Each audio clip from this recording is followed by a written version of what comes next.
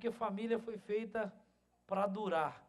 E quando nós vemos novas gerações chegando, nos dá essa certeza, nos dá essa garantia, né? Eu estou vendo ali a Flávia, a Flavinha querida, eu esqueci o nome da pequenininha.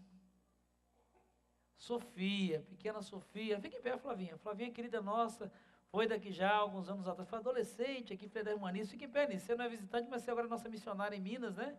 Ela e o irmão Silvio, o Silvio está lá trabalhando já com a equipe, estão lá em Minas e está junto com a vovó e matando a saudade, com a mamãe. A Flávia, esposa do pastor Fábio, Aécio Fábio, pastor daqui da Igreja Batista Shekinah. Que gostoso ter vocês duas aqui, viu? Muito bom, um abraço gostoso para o Fábio. Deus abençoe vocês, parabéns pela pequenininha, já foi olhar de perto, ali é a cara da mãe, graças a Deus. E tem os olhos do avô, né? Tem olhos verdes igual ao avô, então nós precisamos orar mais pelo papai da Sofia, já que ela é uma menina de olhos verdes, nós temos que orar pelo pai dela, né? Para que Deus tenha graça, misericórdia e dê paciência para esse moço, né? Aqueles que têm filhas bonitas como eu tenho, sabem do que eu estou falando.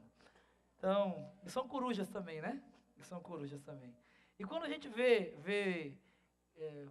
bebês como a Sofia, né, e outros tantos que Deus vai acrescentando a sua família, a gente entende, percebe que família foi algo feito para durar mesmo. E o que eu quero dizer para você nessa noite, o que Deus colocou no meu coração para compartilhar com você nessa última mensagem dessa série sobre famílias, é que família, se você cuidar, ela vai durar. Se você cuidar, ela vai durar.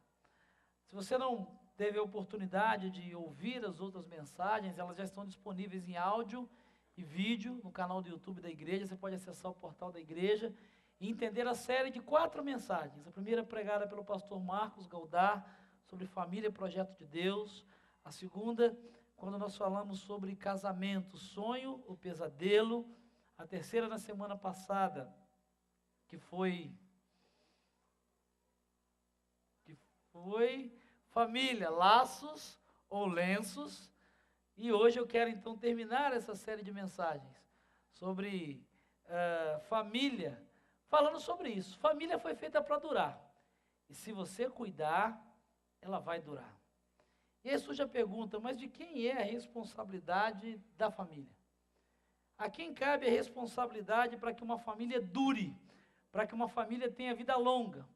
Né? Em dias como os de hoje, em que as famílias estão se desfazendo por tão pouca coisa, as famílias estão se separando, e às vezes eu fico, não sei se chocado, assustado, envergonhado, de pessoas que chegam, nós estamos nos separando. Por quê? Porque ele é desorganizado, ele larga a toalha molhada, eu cansei de falar, larga as meias e as outras coisas pelo meio da casa, nós estamos nos separando. Vocês vão separar por isso? Não, nós vamos nos separar porque ela é muito estressada. Ela é muito estressada, ela fala demais, ela não tem, nós vamos nos separar. Nós vamos nos separar. Nos separar por quê? Porque não tem mais jeito, a gente não tem paciência com os filhos, a gente acha que não dá, nós tentamos. Nossa família acabou. Por quê? Porque os filhos não querem nada mais e a gente está desesperado. Quero dizer para você que família foi algo feito para durar, e durar por muito tempo, na verdade, durar para sempre. Agora, fazer a família durar é algo fácil, sim ou não? Fale da sua experiência pessoal, sim ou não? Que bom que não sou só eu. Dá trabalho. Quando eu digo ser fácil, é de dar trabalho. Se você ficar sentado esperando que as coisas aconteçam, a sua família vai acabar, o seu casamento vai acabar, os seus filhos vão ser tomados e destruídos pela droga, pela promiscuidade, pela pornografia, pela mentira, pelo vício. Você precisa lutar pela sua família, dá trabalho, não é fácil. E eu quero nessa noite então compartilhar com você alguns princípios que podem lhe ajudar a você cuidar da sua família. Quando Paulo escreve ao jovem Timóteo, ele vai falar sobre isso, que Timóteo precisava cuidar da sua família. Timóteo precisava ter cuidado com a sua família. E ele chega a dizer, olha, quem não cuida da sua família é pior do que um descrente. E existem várias famílias na Bíblia que nos ensinam a como cuidar para que ela dure, para que ela permaneça, e para que a família seja capaz de enfrentar as adversidades, as tempestades, os dilúvios que muitas vezes vêm.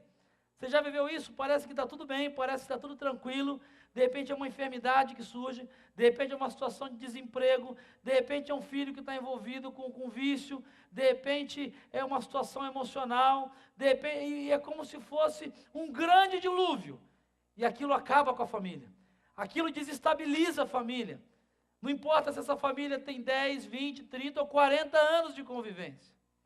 E a palavra de Deus nos ensina a respeito de um homem que cuidou da sua família. E através do seu cuidado, das suas atitudes, ele fez com que a sua família prevalecesse e enfrentasse o maior dos dilúvios que já passou sobre a face da terra. Eu estou falando de Noé. Abra sua Bíblia, por favor, em Hebreus, capítulo 11. Hebreus, capítulo 11, versículo 7. Hebreus, capítulo 11, versículo 7. Abra sua Bíblia, acesse. Conecte a sua Bíblia, plugue, ligue. E se você não trouxe ou não tem a sua Bíblia, por favor, estique o olho para a direita ou para a esquerda ou para frente e acompanhe na Bíblia de quem está ao seu lado. Hebreus capítulo 11, versículo 7. Diz assim a palavra do Senhor: pela fé, Noé, quando avisado a respeito de coisas que ainda não se viam, movido por santo temor, construiu uma arca para salvar a sua família. Por meio da fé, ele condenou o mundo e tornou-se herdeiro da justiça, que é segundo a fé. Que Deus abençoe a sua palavra e possa o Espírito do Senhor aplicá-la ao meu e ao seu coração. Família, se você cuidar, ela vai durar. Eu creio que todos aqui conhecem a história de Noé, ou pelo menos já ouviram falar na história de Noé. Noé foi um homem chamado por Deus, um homem justo, um homem bom, e que no meio de uma geração corrupta, de uma geração corrompida, de uma geração que não tinha temor de Deus, recebeu um desafio de Deus, para que construísse uma arca no meio do deserto, numa região e numa época onde não chovia há muito tempo, para que ele pudesse salvar a si mesmo e a sua família. E parecia loucura, parecia não ter sentido. Eu fico imaginando às vezes os filhos de Noé, as noras de Noé, a esposa de Noé dizendo: olha, Deus me falou, nós vamos construir uma arca. Mas você conhece o final da história e sabe que, na verdade, a atitude de Noé, a escolha que Noé fez, propiciou que ele salvasse toda a sua família do grande dilúvio que passou sobre a face da terra. E esse texto de Hebreus capítulo 11, versículo 7, quando o autor de Hebreus vai relatar e vai desenhar a galeria dos heróis da fé, ele destaca Noé pela sua fé, por algo que ele fez com relação principalmente à sua família.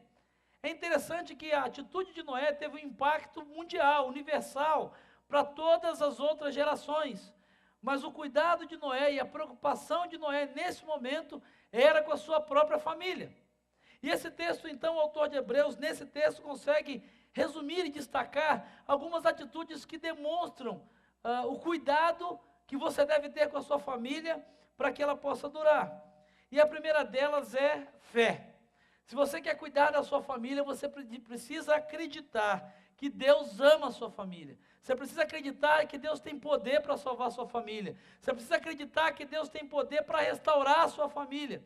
O que me chama a atenção nesse texto é que o autor de Hebreus deixa muito claro que o que moveu Noé não foi simplesmente amor. O que moveu Noé não foi simplesmente obediência. O que moveu Noé não foi simplesmente preocupação, inquietação ou desespero. Mas o que moveu Noé a fazer isso foi fé. Noé foi movido pela fé no Senhor.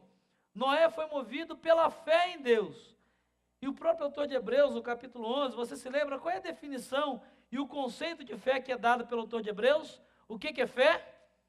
A fé é o firme fundamento das coisas e a prova daquilo que você não pode ver. Sabe, tem muita gente que está esperando acontecer alguma coisa para então começar a agir. Tem gente que está dizendo: Senhor, faz um milagre na minha família. Senhor, muda alguma coisa na minha família. Senhor, se meu marido mudar. Senhor, se minha esposa mudar. Senhor, quando meu filho vier para a igreja, Senhor, quando meu pai parar de beber, ou quando meus pais pararem de brigar. O texto diz que quando não havia acontecido nada ainda, Moisés acreditava piamente no poder de Deus. Moisés não, Noé, tirou Moisés daí. Noé acreditava piamente no poder de Deus. Noé acreditava incondicionalmente no que Deus podia fazer. Porque as atitudes que Noé tem na sequência da história são atitudes de dois tipos de pessoas: ou um louco, ou alguém que tem muita fé em Deus. Ou um louco, um fanático, um lunático para construir uma arca no meio do deserto, num lugar onde não chove há muito tempo, ou alguém que tem uma fé incondicional no Senhor. E aí eu pergunto para você nessa noite: você acredita mesmo, você acredita que Deus tem poder para restaurar a tua família? Você acredita que Deus tem poder? A sua fé é uma fé que acredita que Deus pode fazer a tua família durar? Ao olhar para a tua família, ao olhar para as circunstâncias, ao olhar para o que está acontecendo, talvez a sua família esteja passando por um verdadeiro deserto. Talvez a sua família, e nela, não chove e não haja bênção há muito tempo. Talvez a sua família, olhar para a realidade dela, você não tenha perspectiva alguma. A minha pergunta para você: apesar de todas essas coisas, será que você tem uma fé que pode mover você até o passo seguinte, a continuar a cuidar da sua família, a continuar a acreditar na sua família, a continuar a investir na sua família, a continuar a orar pela sua família? Será que você crê mesmo nisso? Ou você faz isso porque talvez não tenha mais opção? Você faz porque tem que fazer, não tem mais nada para fazer? Você faz porque se acostumou? Você faz porque aprendeu assim desde criança? Ou você realmente acredita que Deus pode restaurar a sua família e fazê-la durar? O texto que nós citamos aqui diz isso: fé é o firme fundamento daquilo que você espera e a prova daquilo que você não está vendo. Responda para você mesmo: você consegue visualizar a sua família de uma forma diferente, melhor do que ela está hoje? Isso é fé. Olhar com os olhos da fé é olhar para o teu esposo que não conhece a Jesus, enxergar nele um homem de Deus transformado pelo poder de Deus. É olhar para o teu casamento que talvez está escorrendo pelos dedos e conseguir pela fé enxergá-lo como um casamento saudável, que bendiga e glorifica o nome do Senhor. É olhar para a tua esposa que talvez está distante do Senhor, não quer nada com Deus, não quer nada, como uma mulher de Deus transformada pelo poder do Senhor. É olhar para os teus filhos que talvez estão no álcool, estão na pornografia, estão na droga, ou simplesmente estão frios e distantes de Deus, não querem nada com nada. Enxergar neles moços e moças transformados pelo poder de Deus, servindo ao Senhor. Eu não estou falando de pensamento positivo, eu não estou falando de confissão positiva, eu estou falando de fé, de conseguir enxergar com os olhos da fé aquilo que os teus olhos ainda não podem ver, porque é isso que a Bíblia diz: é a prova daquilo que você ainda não pode ver. Eu não vejo, mas eu creio. Eu não tenho, mas eu creio. Não aconteceu ainda, mas eu creio. Eu gosto demais, e eu sei, alguns já disseram que eu falo demais de Jó, mas Jó para mim é um exemplo de fé, talvez um dos maiores, se não o maior da Bíblia. Ele não tinha nada, e além de não ter nada, ele tinha perdido tudo que ele tinha. Ele tinha perdido filhos, tinha perdido esposa, tinha perdido tudo. Tinha perdido o apoio da esposa. Ele tinha perdido tudo. Mas sabe o que reconstruiu a vida de Jó? Sabe o que refez a vida de Jó? Sabe o que propiciou aquele final de história bonito, quando Deus restituiu muitas vezes mais do que ele tinha no começo? Foi que ele perdeu tudo, amém? Não. Ele perdeu quase tudo. Porque Jó não perdeu a sua fé. Porque quando a sua mulher disse para ele: Jó, amaldiçoa esse Deus e morre. Não há mais nada a fazer, eu não consigo enxergar mais nada. Apesar de não enxergar nada, a não ser as feridas e as úlceras, e a decepção, e a dor, e o fracasso, e a humilhação, e a vergonha. Você lembra do que Jó diz? Eu sei de uma coisa, eu creio em uma coisa, existe uma certeza no meu coração, eu sei que o meu Redentor está vivo, e que por fim ele se levantará sobre a terra. Ainda que se consuma a minha carne, ainda que seja dos meus ossos, olha o que é fé, eu verei a glória de Deus na minha vida. Será que apesar de estar no meio do deserto, como Noé estava, será que talvez apesar de estar sendo tomado por uma enfermidade, a sua família está sendo destruída por uma enfermidade emocional, espiritual, financeira e econômica, será que hoje você pode ser capaz de dizer, eu verei a glória de Deus na minha família? Eu vou cuidar, eu vou investir, eu vou orar, eu vou trabalhar, eu vou começar tudo de novo, eu vou passar noites em claro, porque eu creio que eu vou ver a glória de Deus na minha família. O texto diz que para cuidar da sua família é preciso que você tenha fé. Mas mais do que fé, o texto diz que pela fé Noé tinha algumas outras características. A fé moveu Noé a ter sensibilidade espiritual. O texto diz, pela fé Noé, quando avisado a respeito das coisas que não se viam. Olha que coisa interessante. Porque Deus diz assim, Noé, você vai construir uma arca, eu vou te dar o planejamento estratégico da arca, eu vou te dar o tempo, e vai chover muito, hein, Noé? Vai chover porque Noé vai ter um dilúvio e vai inundar, e essa arca vai ser a única forma de salvação. Para pensar se você estivesse no lugar de Noé. Eu até imagino, a Bíblia não diz isso, que num primeiro momento talvez deva ter sido muito confuso para Noé ouvir e dizer, mas construir uma arca, como é que é isso? Mas o texto diz que Noé, quando foi avisado a respeito das coisas que não se viam, ele sabia exatamente quem é que estava falando com ele.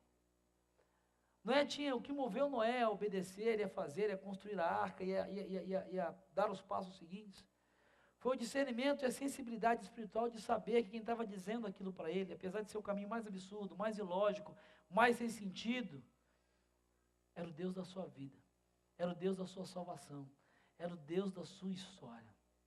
Sabe, querido, se você quer cuidar da sua família para que ela dure, você precisa buscar e desenvolver sensibilidade espiritual, discernimento espiritual, aprender a ouvir a voz de Deus. Domingo passado eu falei muito sobre isso aqui, quero insistir de novo.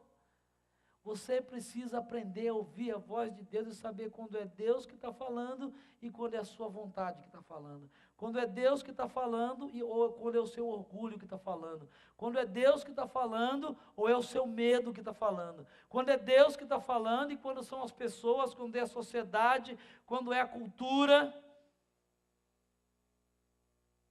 Você já teve aquela sensação de ouvir vozes ou de ouvir vozes, vai dizer, isso é coisa de maluco, pastor, né? Não é ouvir vozes. Assim, você está numa situação e diz assim, faz isso, você tem que dizer assim, faz assim. A questão é, você tem buscado entender se essa é a voz de Deus, ou se é da sua consciência, ou se é do medo, ou se é do... Sabe que você precisa aprender a voz de Deus, ouvir a voz de Deus. A ter sensibilidade, discernimento espiritual, para ter a clareza de quando é Deus que está mandando você fazer alguma coisa. E como é que você consegue isso?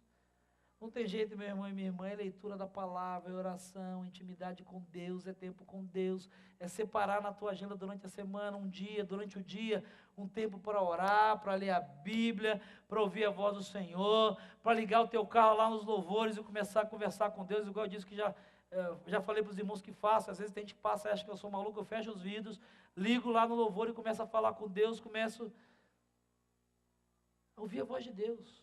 A estar sensível à voz de Deus, a ter discernimento para ouvir a voz de Deus, quando Deus quer, o que Deus quer, o que Deus não quer. Agora, como você vai conhecer a voz de Deus? Você vai ouvir a voz de Deus, se você não dialoga com Ele, se você não conversa com Ele. Por exemplo, quantos aqui tem aparelho celular? Levante a mão. Telefone celular. Eu não vou pedir para doar não, pode levantar, sem medo. Ainda.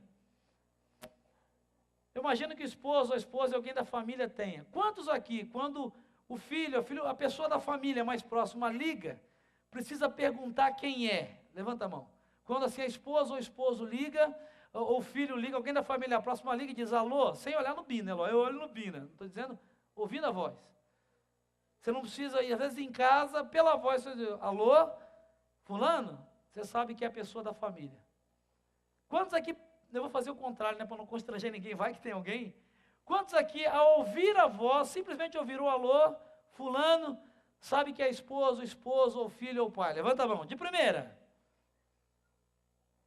Agora, por que você sabe que é a sua esposa e não a minha? Como é que você sabe que é o seu filho e não o meu? Como é que você sabe que é o seu marido e não o pastor, não o gerente do banco? Por quê? Intimidade. Porque a gente conhece a voz, né? Agora por que conhece a voz, irmã Aguilera? Porque fala o quê? De 6 em 6 meses, é isso? Porque acostumou a ouvir. Convivência, fala todo dia, uma, duas, alguns até o dia inteiro. Amor, tudo bem? Ninguém vai dizer que estou, oh, saudade. Tem gente que fala até demais. Mas por que você sabe de quem é a voz? Você se acostumou a ouvir. Querido, você vai ter discernimento espiritual e sensibilidade para ouvir a voz de Deus quando você se acostumar a ouvir a voz de Deus. A falar com Ele todo dia, a ouvir a voz dEle todo dia. A saber como é que Ele age, quais são os parâmetros dEle, como é que Ele age diante de algumas situações. Sabe, se você quer cuidar da sua família, para que ela dure, você precisa ouvir menos o que a novela diz, talvez ouvir menos o que o futebol diz, talvez ouvir menos o que os seus colegas de trabalho dizem, ouvir menos o que as colunistas sociais e as revistas sociais dizem, ouvir menos o que as pessoas da vizinhança dizem, ouvir menos até mesmo o que a sua família mais próxima. Não é que você não possa ver TV, você não possa ver futebol, você não possa ler revista, você não possa ouvir as pessoas. Mas se você quer cuidar da sua família para que ela dure, você precisa investir a maior parte do seu tempo em ouvir a voz de Deus. Porque se existe alguém que sabe fazer a sua família durar, é Deus. Porque foi Ele que criou a família. Ninguém entende mais de Deus do que família. A televisão e a novela não entendem mais de Deus do que família. Os conselheiros familiares e psicólogos não entendem mais de Deus do que família. As revistas sociais e as colunas não entendem mais de Deus do que família. Do que Deus. Não entende mais de família do que Deus, desculpe. Você precisa aprender a ouvir a voz de Deus. Se Deus lhe mandasse construir uma arca no meio do deserto para salvar a sua família, o que você faria? Você ia dizer, eu devo estar meio biruta. Não pode ser Deus, é coisa da minha cabeça. Ou será que como não é, você teria a clareza de dizer, bom, é loucura, é maluquice, não faz sentido, mas eu sei que é Deus que está falando comigo. E se Deus está dizendo que é para fazer desse jeito, alguma coisa vai acontecer de diferente. A quem você tem dado ouvidos para cuidar da sua família? A quem você tem ouvido para cuidar do seu casamento? Talvez você já ouviu muitas pessoas e muito pouca coisa tenha mudado. Eu quero te dar um conselho em nome de Jesus. Comece a investir mais tempo da sua vida em ouvir Deus a respeito da sua família e como você pode cuidar da sua família para que ela dure. Eu vou dizer para você, peça ao Senhor, a Bíblia diz, a palavra de Deus diz que Deus é um ser pessoal. E quando você pede a Deus que Ele fala através da palavra dEle, Ele fala através de sonhos, Ele fala diretamente a você. Ele fala diretamente a você de uma maneira que você não tem dúvida. Quantas pessoas aqui já viveram essa experiência? Chega a dizer, pastor, como Deus falou direto, ninguém sabia. Eu abri a palavra e Deus disse claramente o que eu precisava fazer. Deus usou uma pessoa que eu nunca tinha visto para chegar e dizer, olha, Deus está te mandando dizer isso.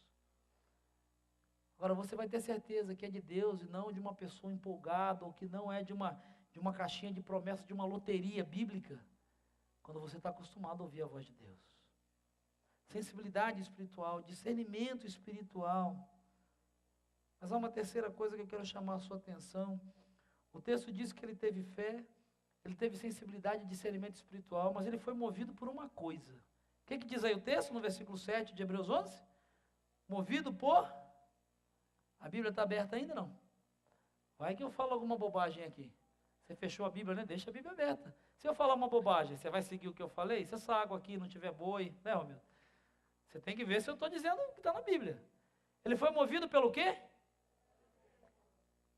Santo temor. Temor de Deus. Você quer cuidar da sua família para que ela dure? Você precisa ter temor de Deus. Não medo.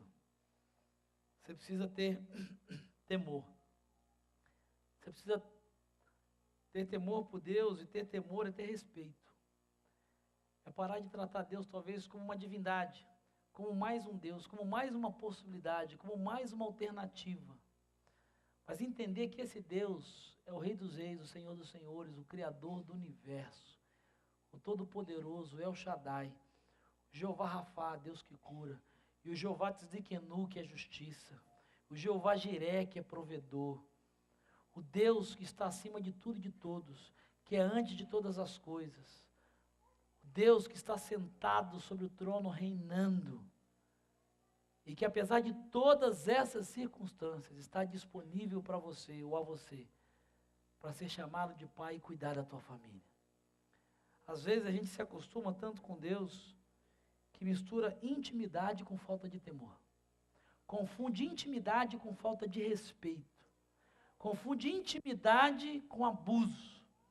Eu às vezes fico chocado, e você sabe que eu não sou um pastor tão antiquado, mas algumas coisas, algumas maneiras, algumas formas pelas quais Deus tem sido tratado. Pessoas não têm respeito, às vezes, pela palavra de Deus. Leem a Bíblia como se estivessem lendo uma revista semanal. Usam o nome de Deus de qualquer maneira. Brincam com o nome de Deus. Fazem piadas. Pessoas que quando a palavra de Deus está sendo lida, às vezes não estão nem aí, é como se estivesse lendo a notícia do dia. A Bíblia está sendo lida, a Bíblia está sendo pregada, a pessoa está batendo papo, está conversando, está no celular. A palavra de Deus diz, a própria palavra de Deus diz, que existe uma coisa que é o princípio da sabedoria. Talvez a sua família não esteja adorando, esteja sendo destruída porque lhe falta sabedoria. E sabe por que você não tem sabedoria? Porque a Bíblia diz que o temor do Senhor é o princípio da sabedoria. Não adianta você querer fazer qualquer outra coisa, ter qualquer ideia, se você não tem temor a Deus. Se você não respeita a Deus. Se você não deixa Deus ser Deus na sua vida. E eu não estou falando de religião. Eu não estou falando de vir à igreja. Não estou falando de atitudes religiosas. Eu estou falando de temor mesmo, e reconhecer que Ele é Senhor. Que Ele é um Deus que abre portas e ninguém fecha, fecha portas que ninguém abre. Ele é um Deus que abriu o mar vermelho. Ele é um Deus que destruiu Sodoma e Gomorra por conta do seu pecado. Ele é um Deus que com 5 pães e 2 peixes alimentou uma multidão. Ele é um Deus que se encarnou e tomou a minha forma e a sua, e venceu a morte, foi aos infernos, esfregou o dedo na cara de Satanás e disse: você está derrotado. É desse Deus que eu estou falando. É desse Deus com o qual talvez você se acostumou. É desse Deus que talvez você brinca de servir, você brinca de adorar, que você canta às vezes numa celebração, sem nem pensar o que você está falando. Um Deus para quem você compromete coisas que você não está nem preocupado se vai dar para cumprir ou não. Um Deus que você diz adorar, mas na verdade você canta do mesmo jeito que canta músicas aí populares ou canta um hino do seu clube. E talvez canta o hino do seu clube de futebol com muito mais paixão e devoção do que o hino de adoração e louvor a Deus. A palavra de Deus diz que Noé foi movido por um santo temor de Deus. É aquele temor que está lá em Isaías capítulo 6, que quando Isaías entra no templo, e quando ele vê a glória de Deus e vê aquilo que a Bíblia simboliza como uma manifestação, qual é a primeira reação de Isaías? O que ele diz? Ai de mim. Por quê? Porque os meus olhos viram o Rei. Quando você entra nesse lugar, você acha que você veio... Tem gente que entra aqui como entra na padaria. E eu não estou falando dessa caixa de concreto. Não estou falando de um templo religioso. Eu estou falando de um lugar onde a presença de Deus é adorada. A Bíblia diz que Deus não habita em templos feitos por mãos de homens. Mas Ele está aqui porque nós estamos aqui para adorá-lo, para ser... Mas tem gente que entra aqui como entra no shopping, como entra na padaria, como entra numa quadra de futebol para jogar bola, como entra na manicure, no salão. Que lida esse momento como se fosse qualquer outra coisa na sua vida. A palavra de Deus diz que o que fez com que Noé, apesar de toda a adversidade, de todo o dilúvio, conseguisse fazer a sua família durar, foi temor do Senhor. Foi saber que Deus, e o Deus que cuidava da família dele, o Deus que falava com ele, o Deus com quem ele se relacionava, Como diz Gálatas capítulo 6, é um Deus que não se deixa escarnecer. Gálatas 6,17, Deus não se deixa escarnecer, porque de Deus não se zomba. Tudo que o homem semear, isso também se fará. Talvez a sua família, os seus filhos, o seu casamento não está durando, porque você semeou falta de temor a Deus. Você está brincando com Deus. Talvez os seus filhos estejam nesse processo porque eles viram na sua atitude falta de temor a Deus. Talvez os seus pais não se convertam, não tenham se convertido ainda, porque na sua vida eles não percebem temor a Deus. Talvez o seu cônjuge não tenha ainda sido quebrantado e não tenha sido transformado, porque ele não vê na sua vida temor a Deus.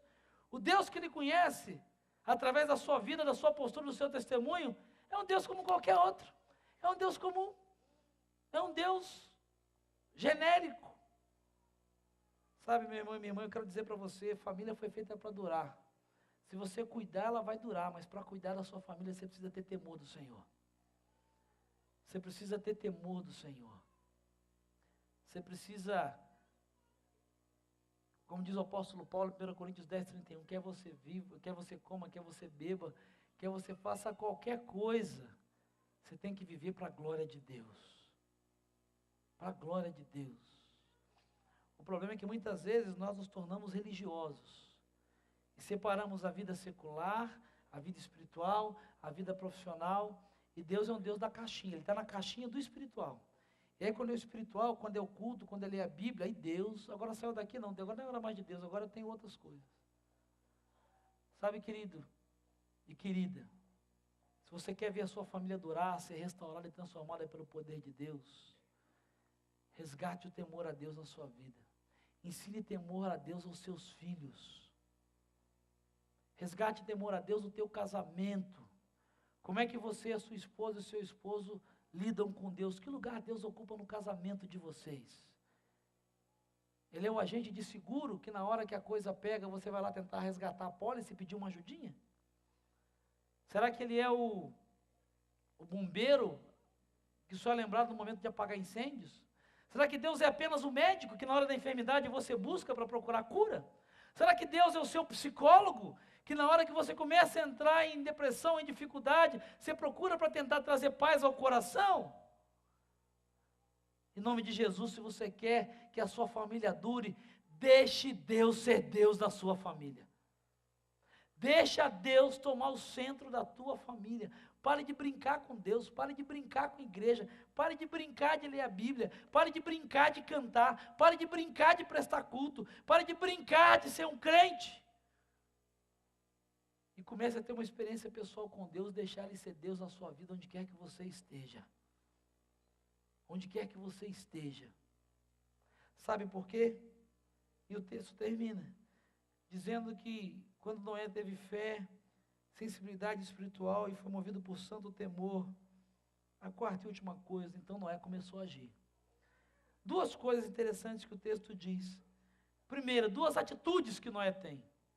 Porque tem gente que começa pela ação. Não adianta você agir sem fé, sem discernimento espiritual e sem temor de Deus. Talvez você tenha chegado aqui essa noite dizendo, pastor, mas eu já fiz tanta coisa, eu já tentei tanta coisa, eu já fiz tantas campanhas. Talvez você esteja começando pelo final. Você pode fazer qualquer coisa, mas sem fé, sem discernimento espiritual e sem temor de Deus, dificilmente isso vai fazer alguma diferença na sua vida e na sua família. O texto diz que depois da fé, depois do discernimento espiritual, depois do temor de Deus, primeiro, Noé obedece. Ele constrói uma arca para quê? Para salvar sua família. O que é que você está disposto a fazer em obediência a Deus para salvar a sua família? Construiu a arca, nessa circunstância, era uma loucura, sim ou não? Aos olhos humanos, sim ou não? As pessoas iam achar normal, sim ou não? As pessoas iam elogiar. As pessoas iam dizer, estava na moda construir arca naquela época, não? Claro que não. Noé ia ficar bem falado no ambiente de trabalho, porque ele estava construindo uma arca, não? Chamado de doido. Sabe, querido, Quando você tem fé, discernimento espiritual e é movido por temor a Deus, você obedece e muitas vezes faz loucuras se necessárias para salvar a sua família. Porque você acredita incondicionalmente em Deus, porque você tem discernimento e sabe que é Deus que está mandando, e você tem temor ao Senhor e sabe que com Deus não se brinca. Você sabe que com Deus não se brinca. É interessante que ele obedece e ele vai na contramão. Olha o que diz: movido por santo temor, ele construiu uma arca para salvar a sua família, e movido por meio da fé, ele condenou o mundo e tornou-se herdeiro da justiça, que é segundo a fé. Eu acho que você sabe o que tem que fazer para cuidar da sua família. Esse texto, para mim, ele é muito claro. Porque, na verdade, quando Noé decidiu salvar, cuidar da sua família para que ela permanecesse, ele comprou uma briga. Ele comprou uma briga com a cultura da época, ele comprou uma briga com aquilo que estava na moda, ele comprou uma briga com aquilo que era normal, ele comprou uma briga com o que os outros iam falar dele, ele comprou uma briga com as pessoas que iam criticá-lo, ele comprou uma briga, mas não importava, ele queria salvar a sua família. Você conhece a história, se não conhece pode lê-la depois no livro de Gênesis. Noé foi chamado de louco, de fanático, de biruta, de irresponsável, de careta, de quadrado, de crentão, de besta, de trouxa, de tantas outras coisas pelas quais você tem medo de ser chamado, se for fazer aquilo que precisa ser feito para salvar a sua família. Eu fico imaginando às vezes, não está na Bíblia, mas fico imaginando às vezes que os filhos de Noé, às vezes, iam envergonhados a ajudar Noé a cuidar da arca, construir a arca. Iam para lá e dizer: meu Deus, pai, mas é arca mesmo, eu tenho certeza, o senhor não confundiu, não é harpa? Deus falou construir uma harpa, e o senhor não entendeu errado, pai? Aí Noé diz: não, Deus mandou construir uma arca. Os filhos de Noé, tá bom, vamos, e a turma rindo, a turma debochando. E Noé dizendo: é isso que nós vamos fazer para salvar a nossa família, eu sei o que eu estou fazendo, eu sei que o caminho por aqui. Sabe, querido, tem gente que às vezes perde a sua família porque tem medo de tomar as atitudes corretas. Tem medo de dizer não para os filhos. Tem medo de sentar e dizer a verdade para a esposa e para o esposo com amor, abrir o coração e dizer: é isso que eu sinto, é isso que eu concordo, é isso que eu discordo. Tem medo de dizer para os filhos: você não vai, você não pode, não é assim. Mas todo mundo faz, mas você não vai fazer. Mas todo mundo pode, mas você não pode. Mas todo mundo, você não é todo mundo. Olha o que o texto está dizendo: Noé condenou o mundo. Ele disse: é isso que vocês querem? Vocês querem desobedecer a Deus? Vocês querem ir pelo caminho mais fácil? O dilúvio vai chegar. Na hora que o dilúvio chegar, eu e a minha família queremos estar seguros. Eu quero que a minha família esteja seguro. Se vocês querem se autodestruir, problema de vocês. Sabe, pai, o que você precisa fazer para cuidar da sua família, para que ela dure? Mãe, o que você precisa fazer com seus filhos para cuidar da sua família, para que ela dure? Marido, o que você precisa fazer com relação à sua esposa para cuidar do seu casamento, para que ele dure? Esposa, o que você precisa fazer com relação ao seu marido para que seu casamento dure? A palavra de Deus diz, isso tem a ver com família. Aquele que sabe o bem que deve fazer, aquele que sabe o que deve fazer e não faz, comete pecado. E a própria Bíblia diz em Romanos capítulo 6, 23, o salário do pecado é morte. Entendeu porque a sua família talvez esteja sendo destruída? Entendeu porque talvez teu casamento esteja morrendo, teus filhos estejam morrendo espiritualmente, financeiramente, emocionalmente, economicamente? Deus o livre e guarde fisicamente. Nós nos acostumamos com tragédias na cidade de São Paulo. Nós nos acostumamos a ver jovens e adolescentes morrendo, pessoas se matando, maridos matando esposas, esposas fatiando maridos e colocando na mala. Nós nos acostumamos a ver adolescentes sendo mortos ou sendo presos. Nós nos tornamos insensíveis a isso, porque o pecado e o mundo estão cauterizando as nossas mentes. E nós nos acostumamos a achar que muita coisa é normal. Eu quero dizer para você o que eu disse na semana passada, novamente.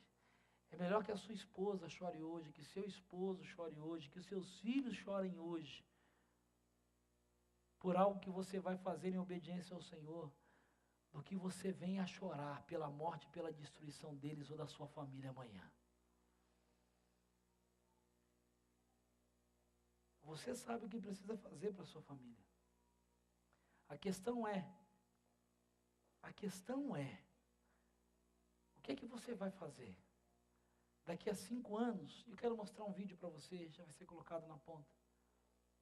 Daqui a 2 anos, daqui a 5 anos, teu casamento vai estar num estágio diferente. Os seus filhos vão ter crescido. E o que é que você vai fazer para essa próxima geração? Ah, mas eu não tenho filhos, você pretende ter, naturais ou do coração? O que você está fazendo? Ah, meus filhos são muito pequenos.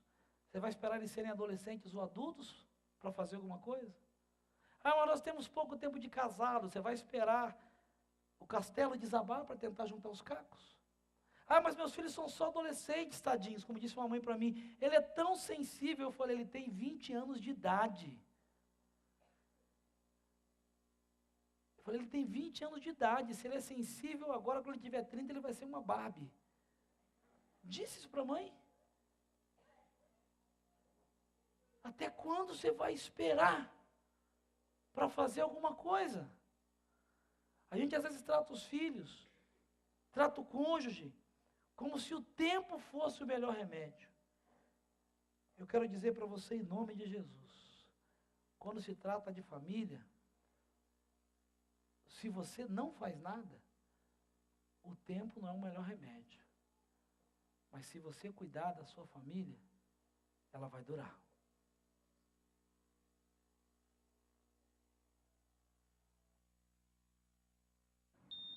Você nos encontra rindo, jogando, cantando e conversando. Você nos encontra se machucando, mentindo, brigando e chorando. Você nos encontra em casa, Em escolas e em shopping centers.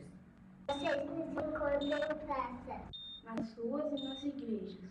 somos suas crianças. Sua juventude e responsabilidade. O chamado do mundo continua a enfraquecer em nós a influência de nossas famílias e das igrejas. Está ficando cada vez mais difícil para nós ouvir a mensagem do amor de Deus. Este é o tempo certo para uma grande ênfase Em crianças e jovens do mundo. Não precisamos de outro programa. Não precisamos de mais eventos. Um acampamento de igreja. Nós precisamos de uma igreja que vai ministrar para nós E nos incorporar à família da igreja. Através de uma grande variedade de meios e métodos. Nós queremos e precisamos de oportunidades para ministrar aos outros. De uma forma consistente com nossas idades, habilidades e dons espirituais. Podemos servir de várias maneiras. Nós podemos orar pelo próximo E ajudar as outras a sentirem que eles fazem parte. Podemos aprender a fazer nossa parte. Podemos até ajudar a tomar decisões. Nós somos discípulos em treinamento, não discípulos em espera. Por favor, não seu vestido. Nós somos a igreja de hoje. E a igreja do futuro. Mas você está correndo o risco de nos perder. Você está nos perdendo. Você está nos perdendo. Você está nos perdendo. Você está nos perdendo. Você está nos perdendo. Você está nos perdendo. Você está nos perdendo. Você está nos perdendo. Você está nos perdendo.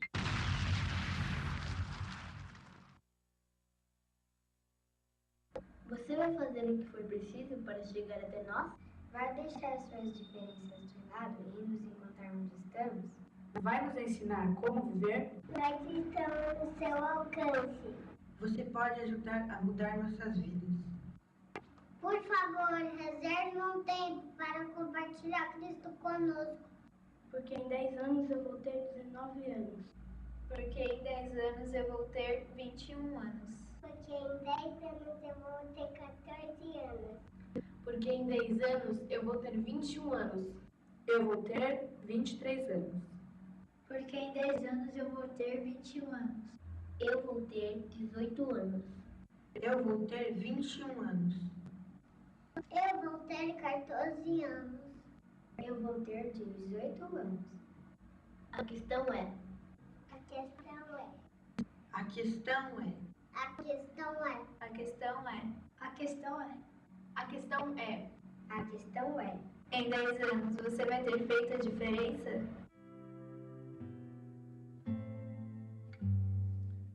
Feche os seus olhos.